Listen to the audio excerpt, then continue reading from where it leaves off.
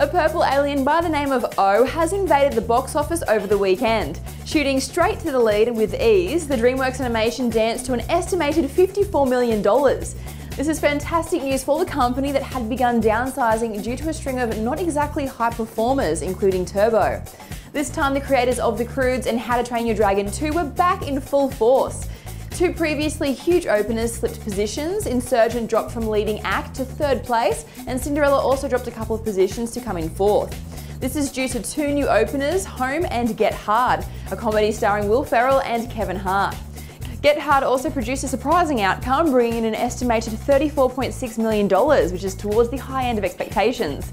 Positions will change yet again next week as Furious 7 drifts out on course. Let's get into some casting goss. Emilia Clarke turned down 50 Shades of Grey because of the nudity. Say what? Yeah, Game of Thrones fans know Daenerys as the main culprit of boobs, but it is for this exact reason the actress said nope. Her preference was to avoid being labelled accordingly. The good thing is she has no regrets, being guided by her heart rather than the paycheck. The calibre of scripts I get to read now is just a joy, and kind of being able to be in a position where you can really listen to your heart and kind of have that be your guide as to what job you have to take, as opposed to what's going to help me out with my next month's rent.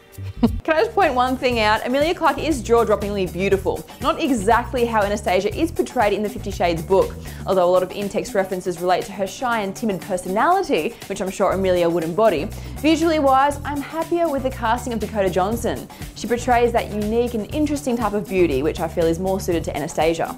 I still think she should appear younger than she does in the film, but Dakota did an excellent job nonetheless. I do, however, think Charlie Hunnam would have suited the role of Christian Grey purely in regards to appearance, and yet again Jamie Dornan did embody the role outlined. Hunnam was also preoccupied with motorcycles at the time of filming. Charlie Hunnam may have hung up his leather biker jacket for good, but he's exchanging it for some even cooler attire, focusing on the Middle Ages. In upcoming movie Knights of the Round Table, Hunnam will be taking on the iconic medieval figure King Arthur. I mean, we don't even know for certain if Arthur was a king or even if he existed for that matter. The important thing is he does now, in the form of this young, dashing man you can see in the first image released from the set of Guy Ritchie's film. Here's the lowdown. With an intention to span 6 films, yeah, you heard me correctly, 6, the synopsis calling it a bold new story totally puts me off. In the description, a streetwise young Arthur who runs the back alleys with his gang, unaware of his future, grasps hold of the sword Excalibur, forcing him to make tough choices. Anyway, we have some cast members confirmed already, including the always a winner Jude Law as the antagonist Vortigern, and Blood Diamond's Jarman Hunsu as Sir Bedivere, fellow knight of the Round Table. Switching from the Greek mythology of Troy for that of Great Britain is Eric Bana portraying Hunnam's paternal figure. I suppose there is 22 years between the actors. It's strange to think he's progressed from a legendary lead to the old guy. And of course, one of my favourite roles, the strong-minded and noble lady Guinevere, will be enhanced by Astrid Burgess Frisbee. You may remember this stunner as the lead mermaid from Pirates of the Caribbean on Stranger Tides. There is no word on Lancelot or Merlin. I'm sure they're bound to make an appearance throughout the 6 films.